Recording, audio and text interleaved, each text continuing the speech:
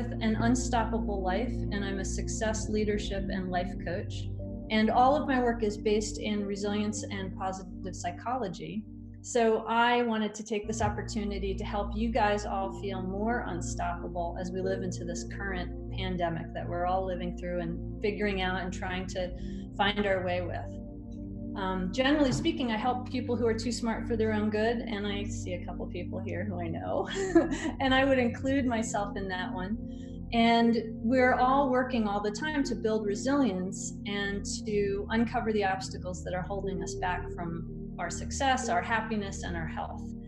So I hope that you take away some really key points here today from the resilience building that we're going to do. And if you have a minute and something to write with, grab a notebook or something. And if you don't worry about it, because Christine is going to post the recordings and send you the recordings afterwards.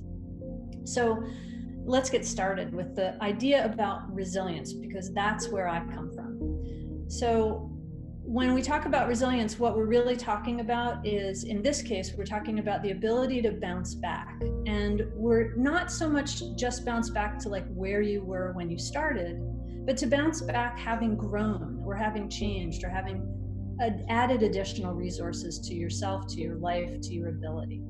And resilience is really putting yourself in a growth mindset.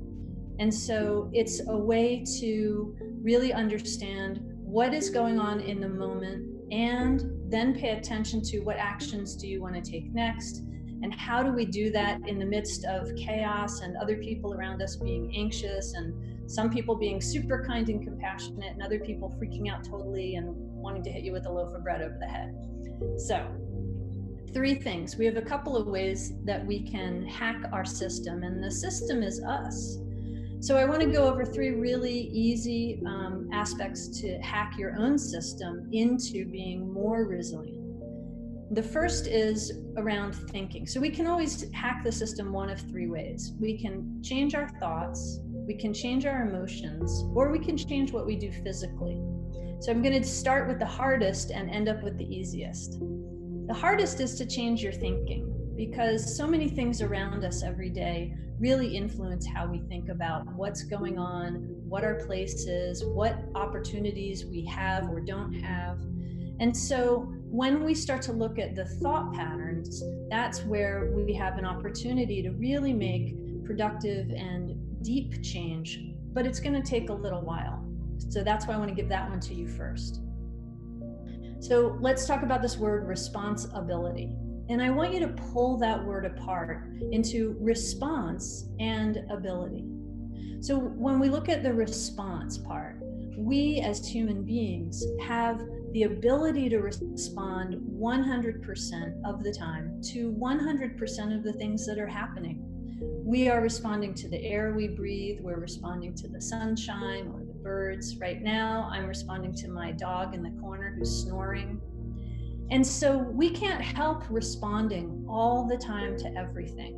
Whether there's an outward sign that we've responded, like, oh, I was startled, or wow, that made me really happy. Or if it's just an inward response to breath or heartbeat, or our liver's functioning, or walking down the street, we're not really paying attention to how the concrete feels under our feet, but we're still responding to it. So that's response. And then action, which is the ability to take action. So we have 100% ability to respond 100% of the time. But we don't always have 100% ability to take action. So starting by understanding that you have a choice about what action do you want to take, given what's going on in any situation. When you can create a space between the response you're having, for instance, this whole pandemic, one of the responses a lot of us are having is, wow, I better start rethinking my business, right? So there's a response. Now I have any number of possible actions I could take. I could freak out, go hide in the bed and not deal with any of it. And that's not really going to get me very, very well set up.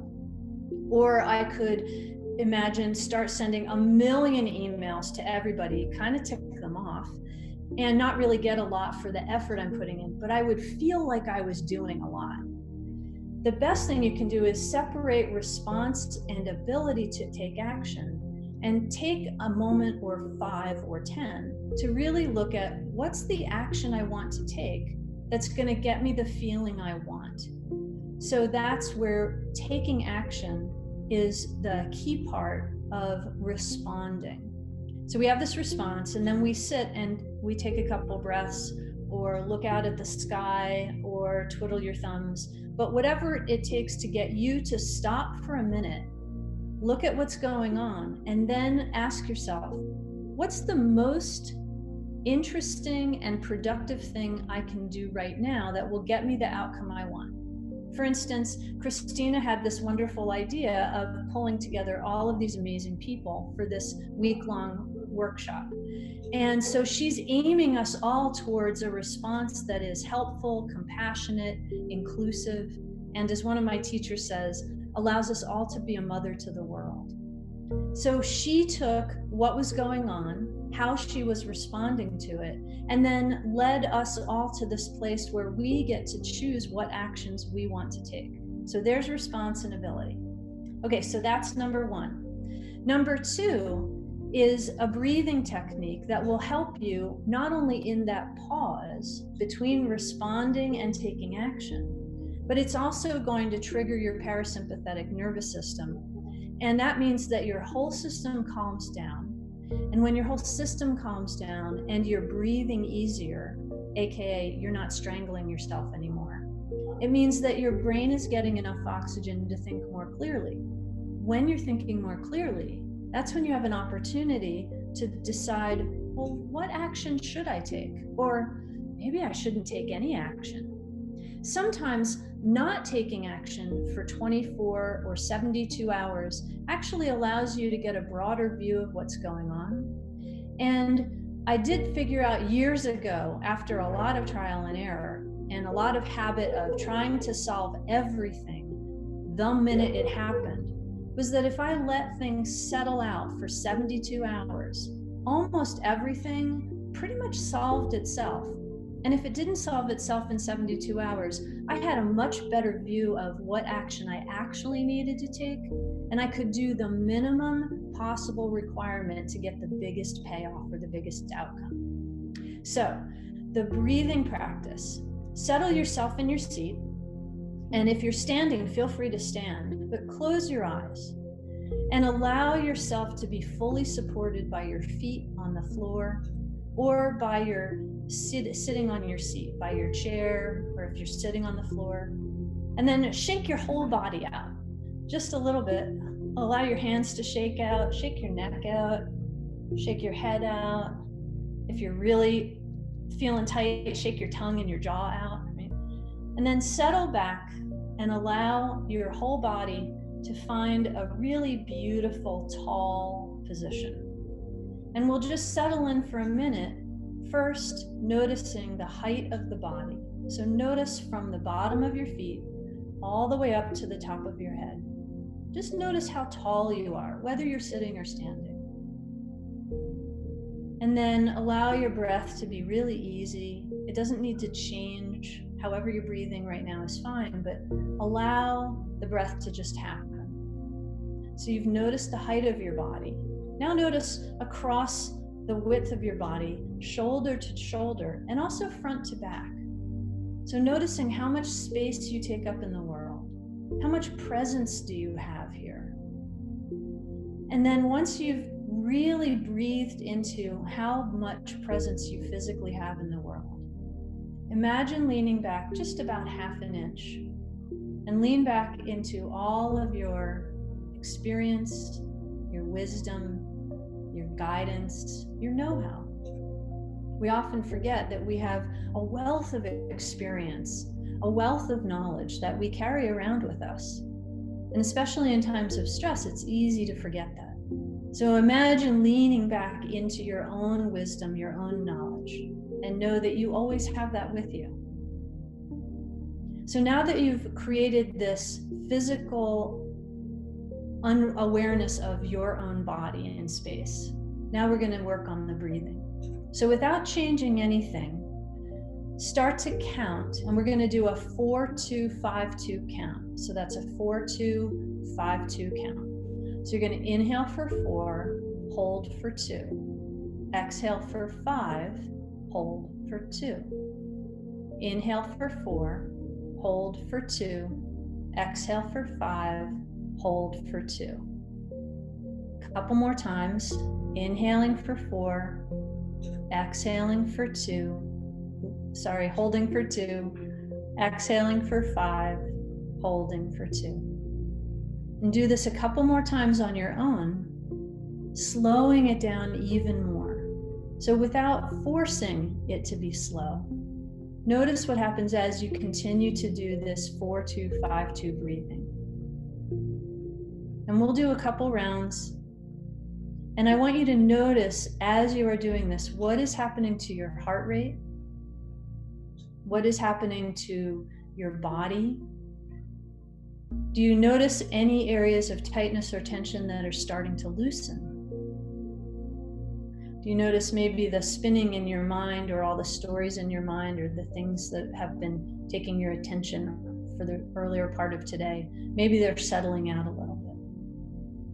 Maybe you're finding it hard to keep count, which that's okay. It's a new practice.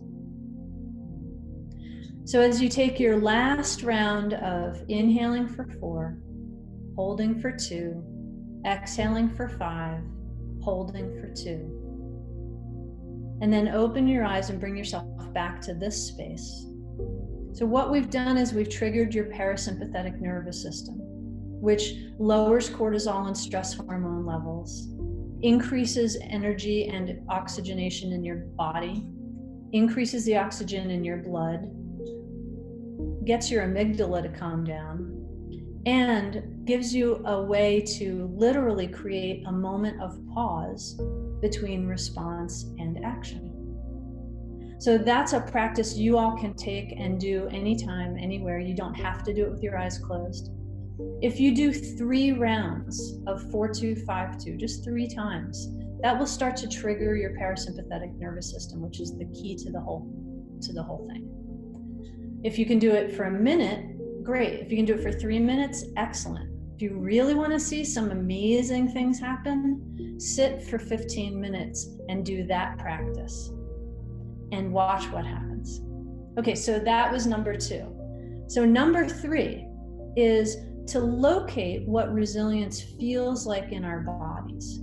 So this is something that, particularly as Western cultures, we don't pay attention to how things feel in our body. We pay attention to how our bodies feel when they get, dented or damaged if you cut yourself or bruise yourself. But we don't often pay attention to the information that our body is giving us.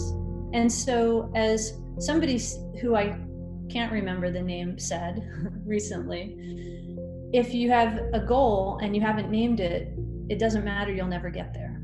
So we want to name the goal as building resilience. And one of the ways we can build the resilience is to locate what it feels like in our bodies. So you've done that 4-2-5-2 breathing, and what that has allowed is that your body has settled out. So now that your body has settled out, I want you to notice, without changing your breathing, and don't go back to the 4-2-5-2, just let yourself breathe normally, naturally. Notice how your body is feeling right now. So what are the qualities you notice?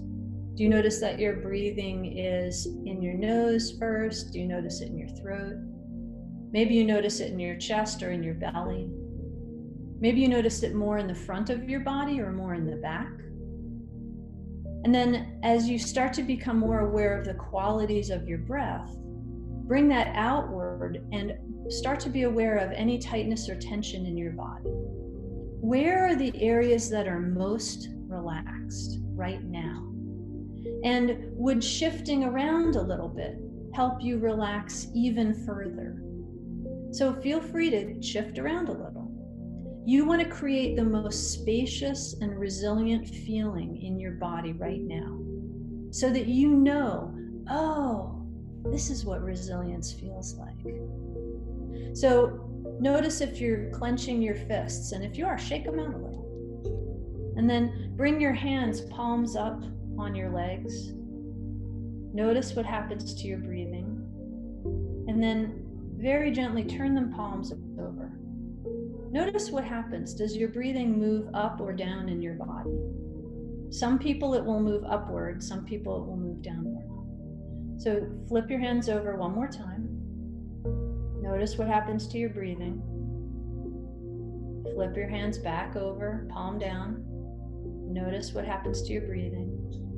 And then choose which way do you want your palms to sit. Which is the way that having your hands up or down, which feels better, which feels more supported, which feels more resilient to you.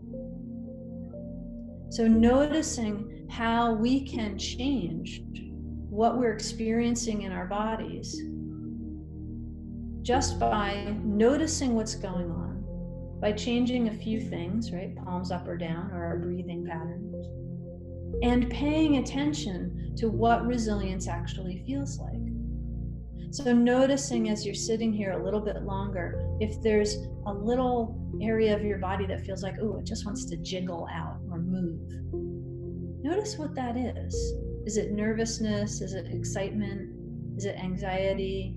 Did your mind just wander off into the future and think about, oh, I have to remember that thing I'm supposed to do at 2 o'clock or 4 o'clock? Right? Or was there something about like, oh, what if in case of, and there's worry from the past coming in? So again, bring yourself back to what your body feels like right now and allow that feeling of resilience, that experience of resilience, bloom in you. So we've got response and ability with a space. We've got the 4-2-5-2 breathing, which will help you create that space and trigger your parasympathetic nervous system. And we have locating what resilience feels like in your body. You can head over to my website, anunstoppablelife.com, and sign up for my newsletter.